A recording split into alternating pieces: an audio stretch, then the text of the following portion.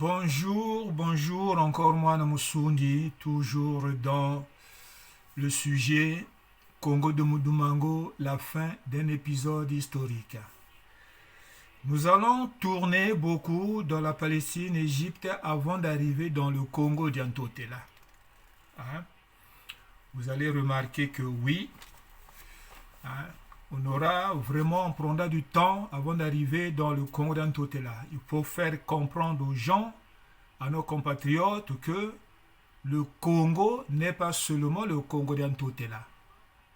Mais Ntotela est la fin de cette puissance au Congo qui commence en Mésopotamie. Congo d'Antotela. Ntotela veut dire quoi? Ntotela, c'est ramasser, rassembler les peuples pour faire un royaume. Voilà. Donc nous sommes là dans la cinquième partie. Cinquième partie. Donc ceux avec qui nous scrutons l'histoire du Congo, comme je vous le dis sans cesse, les détails sont dans la Bible. Beaucoup de détails s'y trouvent pour nous éclairer. Parmi ces détails, vous comprendrez par vous-même que d'autres font partie de certaines mœurs que nos parents observaient dans la vie jusque dans les années 60-70. 70, un peu 71, ça commence à disparaître et plouf, aujourd'hui, plus rien. Donc, mais cela ne veut pas dire que ces détails sont d'origine biblique. Non. Non. Comprenez bien. Hein? La Bible n'est que un rappel à l'ordre. Hein? La Bible n'est qu'un rappel à l'ordre pour tous ceux qui ont été égarés par la tradition. Oui, je le dis bien et j'assume. La Bible n'est qu'un rappel des détails remis à l'ordre pour tous ceux qui ont été égarés par la tradition. Le Congo est responsable de cet égarement, puisque c'est la première civilisation qui est sortie du primitif. On peut dire que c'est la première civilisation primitive. Donc, tout cela, pour preuve, on va prendre un exemple. Hein? Donc, notre grand frère Kundjila, par exemple, hein? Ale Kundjila, qui avait écrit un livre sur le mariage Congo, hein, le mariage traditionnel ou le mariage coutumier Congo, là où il disait que cette façon de faire, nous l'avons empruntée chez les Juifs et il finit par conclure que nous sommes aussi des Juifs. Voyez-vous? Eh bien, voyez, un complexe identitaire à tous les niveaux de notre société. Donc en fait, c'est un gros mensonge, quoi. Ben oui, c'est un gros mensonge. Mais pas besoin de preuves scientifiques pour contredire ça. Comprenez? Hein? Pas besoin vraiment de preuves scientifiques pour contredire ce mensonge-là. Hein? Mais il suffit de bien recadrer le contexte des écrits bibliques afin de mieux restituer l'histoire.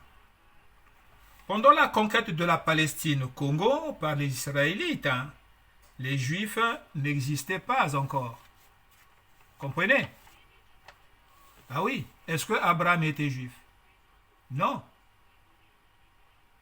Ceux qui sont pour le oui, Ismaël aussi était juif. Pourtant non. Voyez-vous, Moïse n'était pas juif. David non plus n'était pas juif.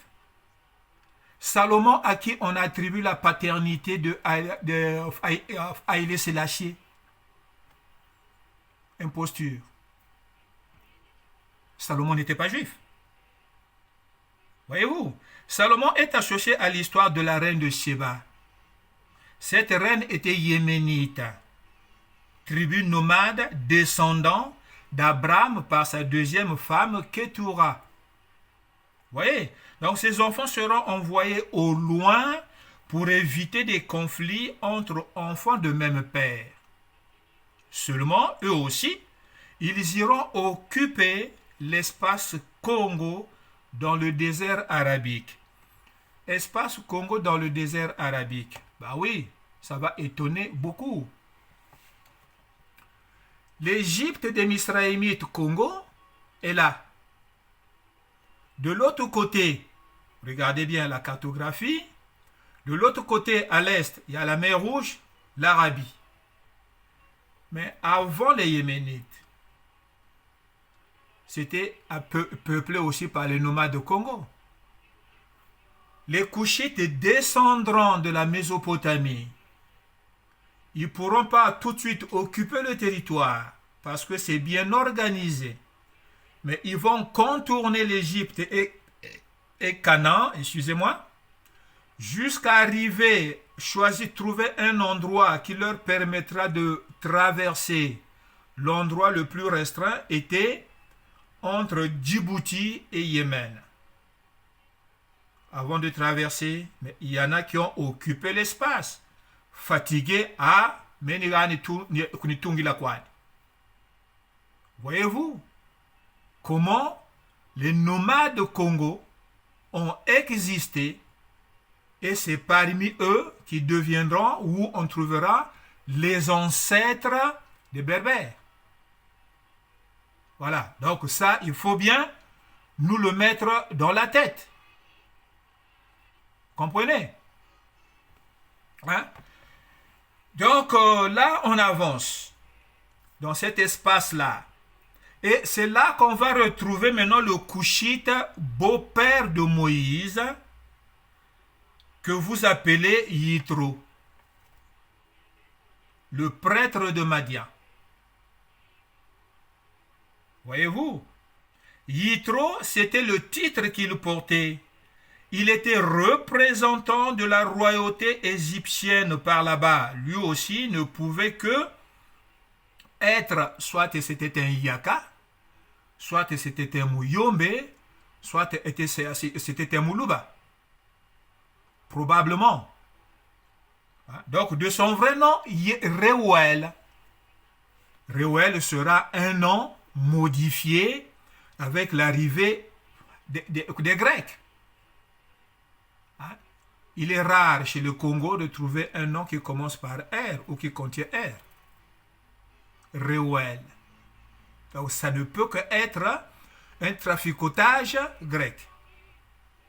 Donc, pour ceux qui disent que Moïse n'a jamais existé, la Bible dit qu'il a eu 2 enfants avec une Congo. Cette Congo n'est autre que la fille de Reuel. Voilà. Les 2 enfants s'appellent Gershon et Eliezer. Ils finiront par composer la nation égyptienne, israélite. Voilà. Et ça, ce détail, vous le vérifierez dans le livre de Exode, le chapitre 18, versets 1 jusqu'à 7. Donc, le vrai nom de Yitro, qui est Reuel, vous le retrouvez en Exode, chapitre 2, le verset 18. Et aussi le livre de Nombres, chapitre 10, verset 29. Donc, aussi, dans un des passages cités, notamment tout le chapitre de 18 de l'Exode, vous lirez les parties montrant comment un Congo est en train de conseiller Moïse comment gérer un peuple. Reuel en avait l'expérience. Ce conseiller n'est autre que Reuel. Ouais, Reuel en avait l'expérience dans la société Congo. Voyez-vous?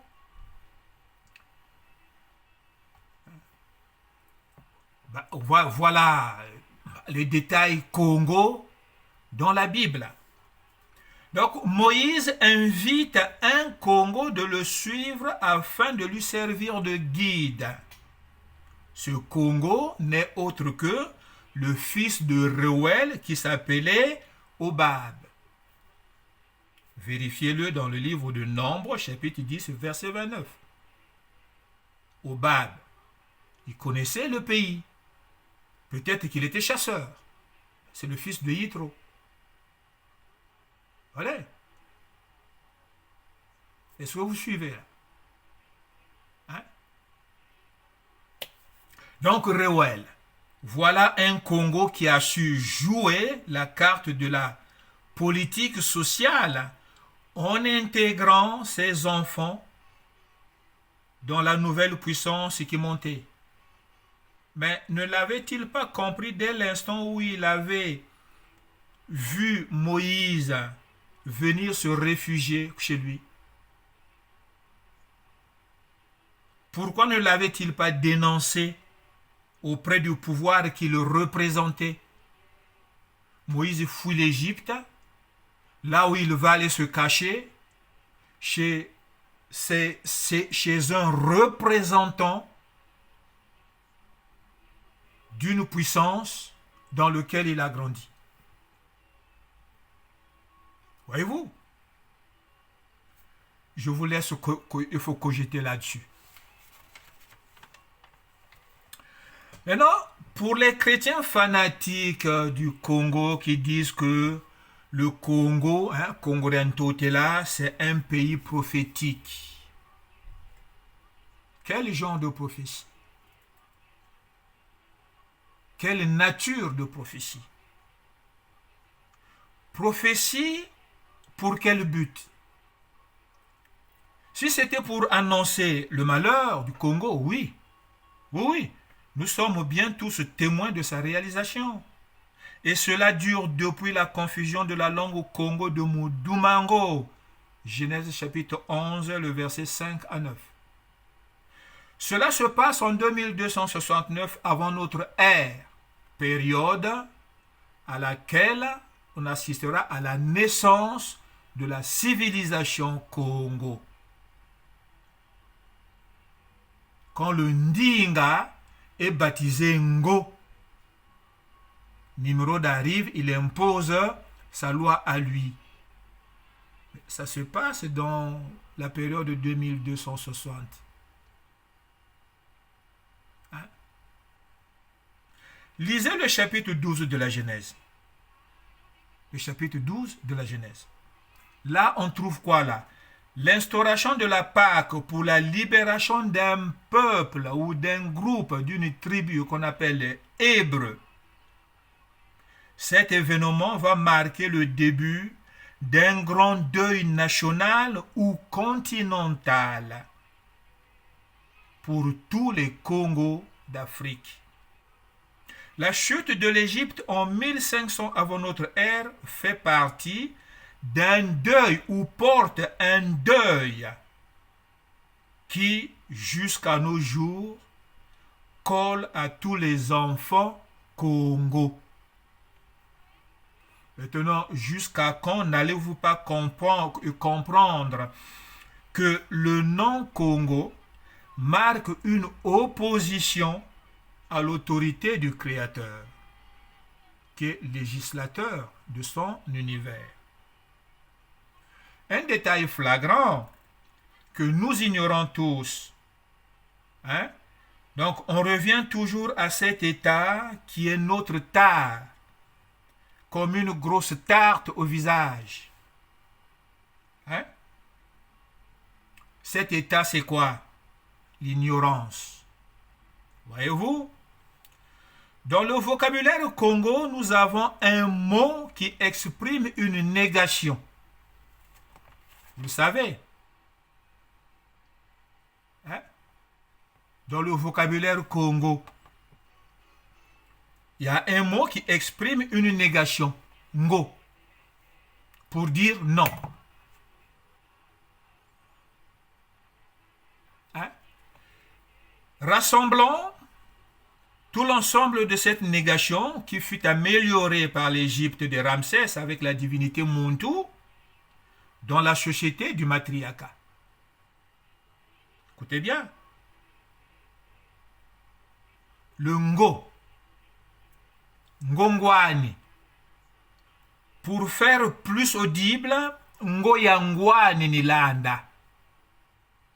L'explication en français, c'est je fais le choix de suivre les préceptes de l'oncle représentant du léopard au lieu de suivre quiconque d'autre. C'est là qu'on tire l'origine de cette négation Ngo.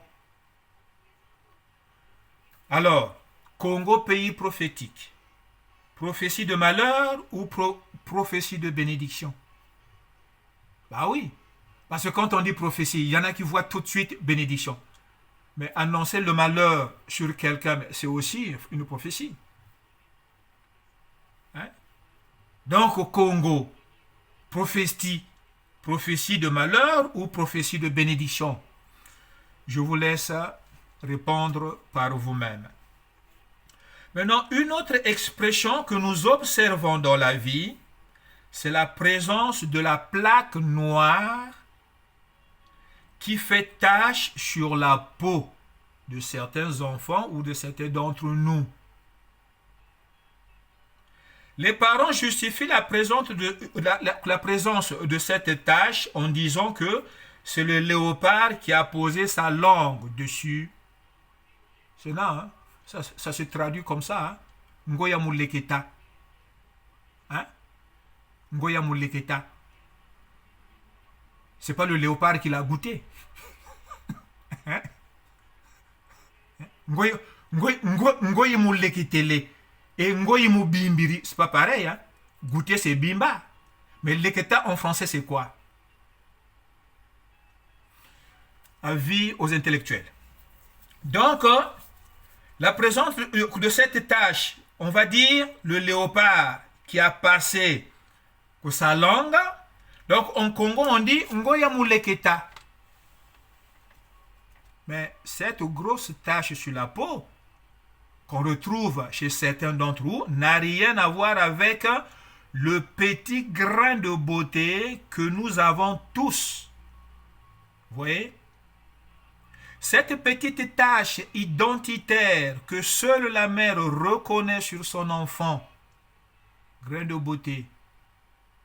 Un jour, je l'avais montré que je l'avais au bout des orteils, ça s'est effacé.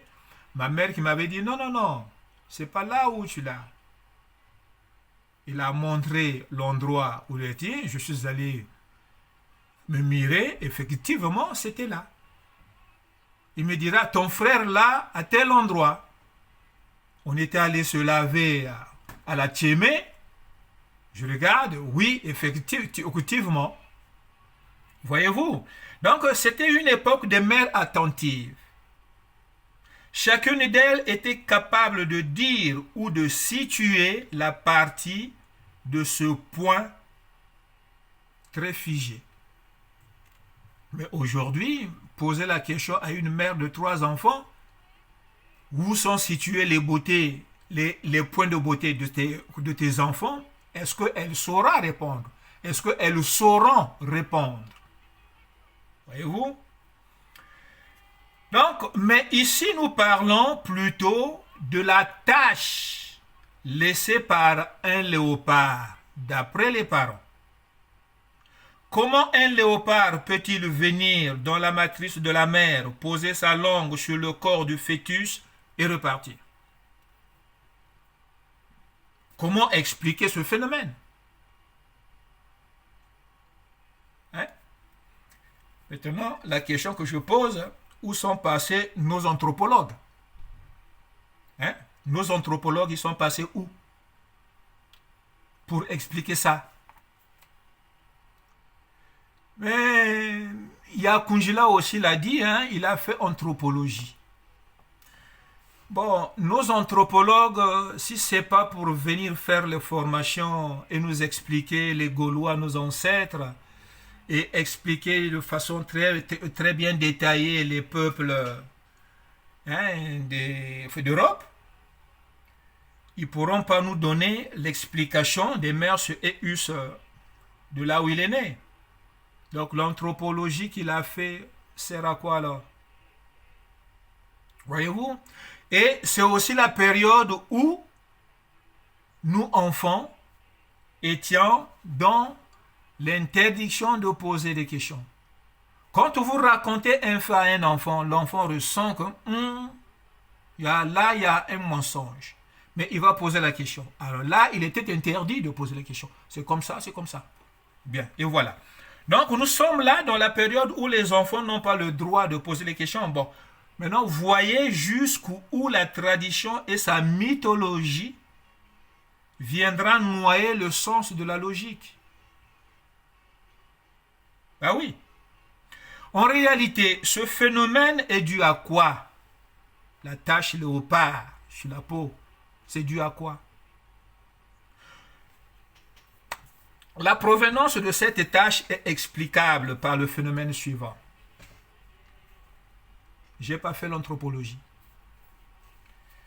Mais en bon observateur, j'ai compris. Une femme enceinte se retrouve en conflit avec le géniteur, le mari, quoi. Dit conflit, distance. Et arrivera un moment, dans cette période de gestation, la femme enceinte aura des envies. Des envies que le mari refusera de combler. Ça va provoquer une frustration dans l'esprit de la mère. Voilà, donc cette frustration va perturber en fait l'adrénaline. Et comme nous sommes tous animés par l'esprit léopard, qui dit esprit léopard, l'égoïsme. L'égoïsme qui noie le sens de l'amour. Chez certaines personnes, le résultat va engendrer ce constat. Voyez-vous?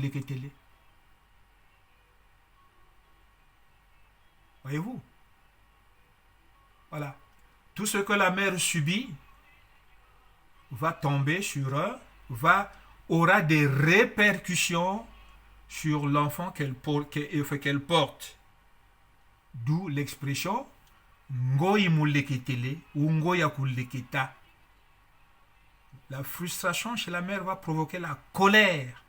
Elle aura envie de... Mais ça... Hein?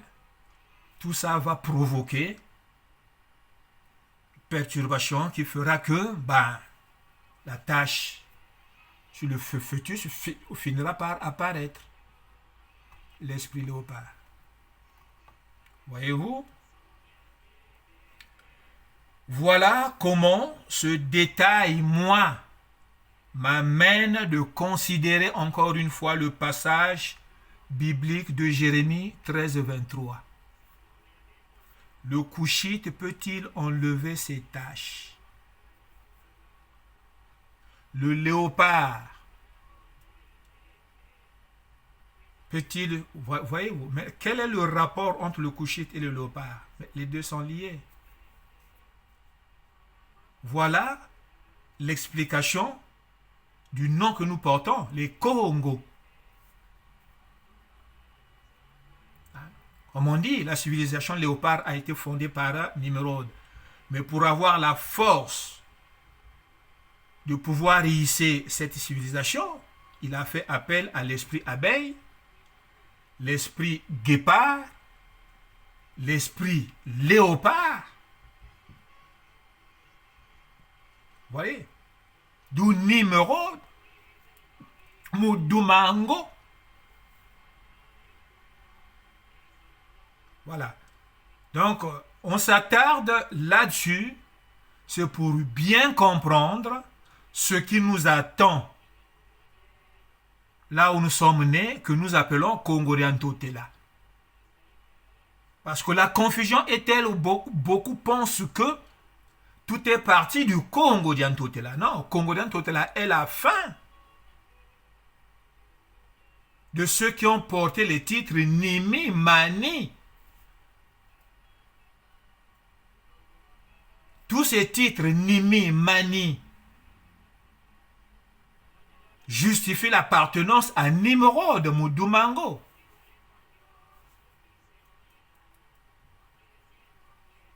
Voilà. Je ne voudrais pas être encore plus long parce qu'il y en a qui n'apprécient pas les vidéos trop longues. La suite viendra. Donc, cinquième partie de Congo de Mudumango, la fin d'un épisode historique.